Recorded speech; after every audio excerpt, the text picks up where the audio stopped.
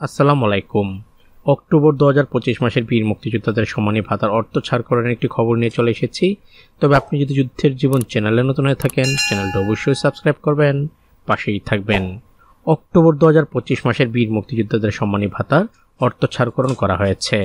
এই অক্টোবর ২০২৫ মাসের জন্য সর্বমোট উপকারভোগীর সংখ্যা ২,৬১,৭৭৩ জন। এই 2,61,773 জন ভাতাভোগীর অনুকূলে সর্বমোট বরাদ্দ রাখা হয়েছে ৩৯২,59,36,170 টাকা। জীবিত বীর মুক্তিযোদ্ধা এবং মৃত বীর মুক্তিযোদ্ধা পরিবারের অ্যাকাউন্টে 20,000 টাকা হারে এই অর্থ ছাড়করণ করা হয়েছে।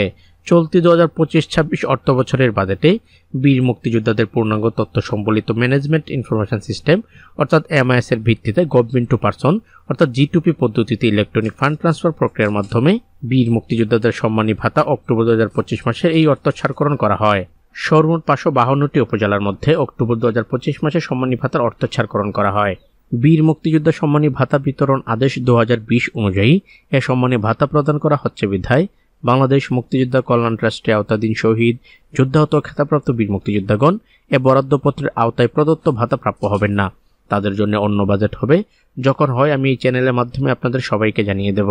উল্লেখিত অর্থ ছাড়করণ প্রত্যেকের অ্যাকাউন্টে কয়েকদিনের মধ্যেই পৌঁছে যাবে, সেই খবরটিও এই চ্যানেলের মাধ্যমে জানাবো। তো ততক্ষণ পর্যন্ত সবাই ভালো থাকবেন, সুস্থ থাকবেন। আল্লাহ হাফেজ।